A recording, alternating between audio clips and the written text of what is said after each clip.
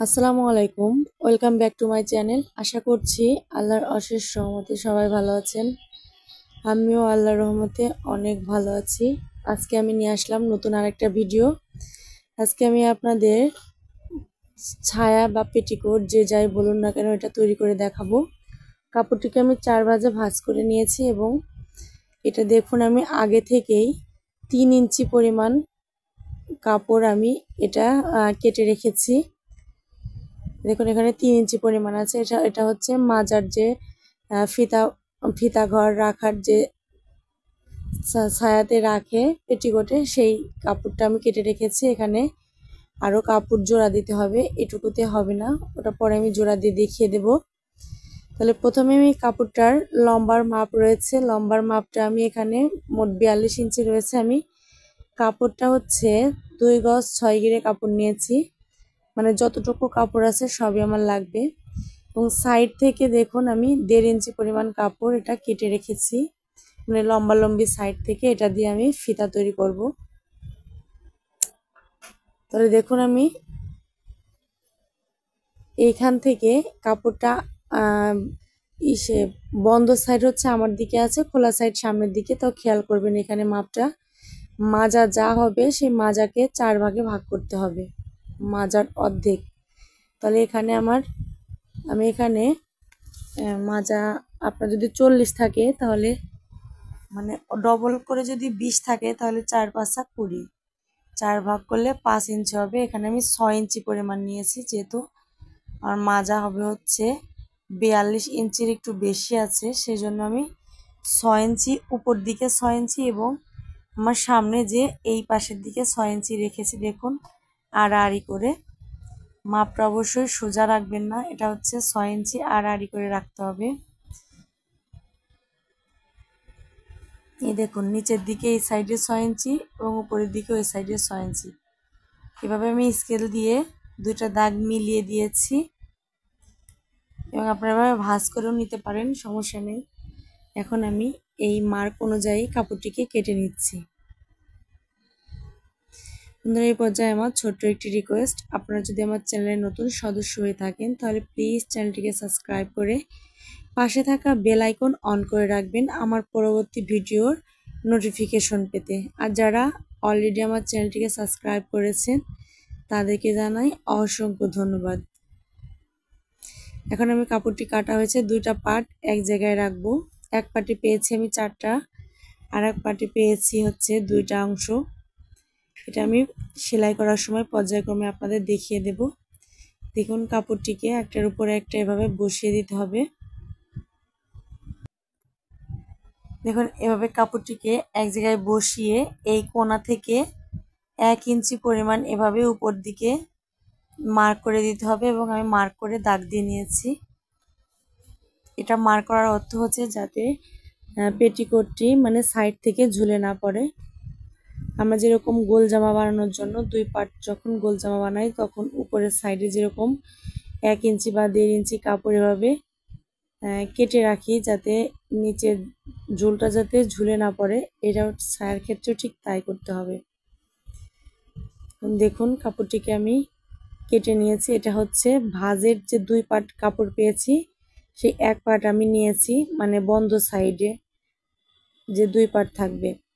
এখন এই ছোট ছোট যে 4টা পার্ট নিয়েছি এই দুইটা, তার মধ্যে 2টা পার্ট আমি এই বড় সাইডের 2 পাশের দিকে আমি এটা জয়েন্ট দেব। এটা লক্ষ্য রাখবেন অবশ্যই, যেটা বড় পার্ট পাবো সেই পার্টের ছোট 2টা পার্ট আগে নিয়ে আমি 2 পাশে এভাবে জয়েন্ট দিয়ে নিতে হবে।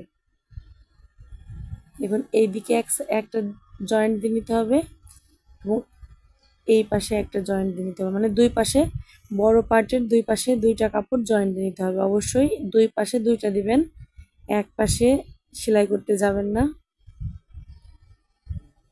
দেখুন এটা সেলাই করে আমি আপনাদের দেখিয়ে দিচ্ছি। এই যে দেখুন আমি 2 পাশে সেলাই করে নিয়েছি 2 পাটি।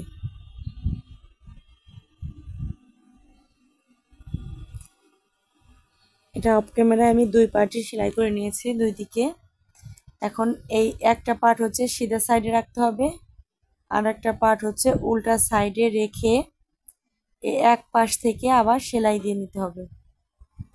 যেহেতু এটা ফিতা ঢোকানোর জন্য যে এক্সট্রা সাইডে বাড়তি কাপড় রাখতে হবে,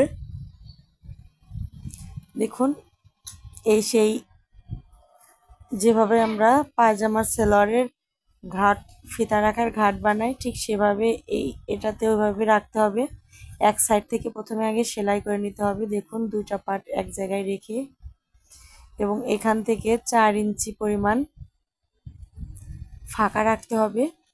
যেভাবে আমরা জামার ফাড়া মানে জামার যে ফাড়া অংশে যেভাবে সেলাই করি এটাও ঠিক এভাবেই সেলাই করে নিতে হবে।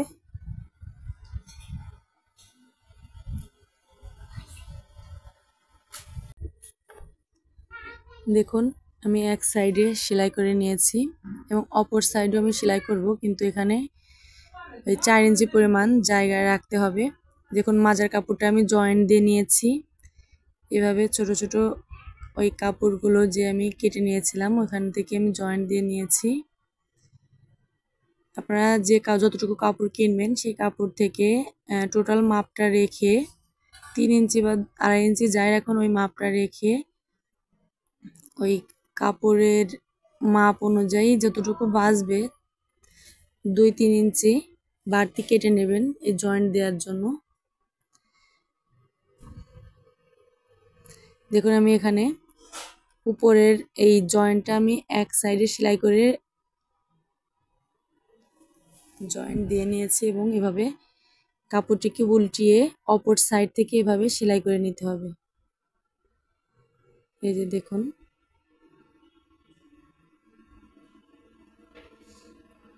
এটাকেও আমি সেলাই করে এখন দেখিয়ে দিচ্ছি, যেভাবে ভাঁজ করে। এই যে আমার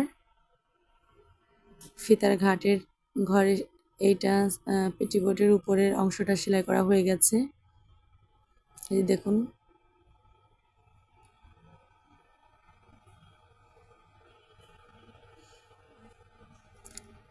এখন বাকি থাকে হচ্ছে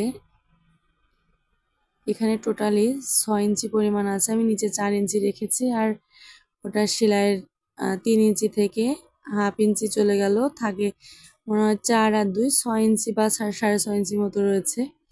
এখন হচ্ছে নিচের দিকের ভাঁজ দিয়ে সেলাই করতে হবে। এই ভাঁজটা একদমই সহজ। দেখুন জামার যেভাবে আমরা সাইডে সেলাই করি সেই সেলাইয়ের মতো দুই পাশে 2টা সেলাই দিয়ে দিতে হবে। আমি সেলাই করে দেখিয়ে দিচ্ছি। এই দেখুন সেলাই করা হয়ে গেছে। আমি সুন্দর পেটিকোটটি বানিয়ে ফেললাম খুব সহজেই। বন্ধুরা আমার ভিডিওটি যদি ভালো লাগে অবশ্যই ভিডিওতে লাইক দিয়ে রাখবেন এবং আপনাদের যে কোনো মতামত আমার কমেন্ট বক্সে জানাবেন। দেখুন এবং আমি ওই সাইডের কাপড়টা দিয়ে ফিতাও বানিয়ে নিয়েছি। এই যেটা হচ্ছে ফিতাটা ভরে নিতে হবে। তাহলে ভিডিওটি দেখার জন্য ধন্যবাদ। আল্লাহ হাফিজ।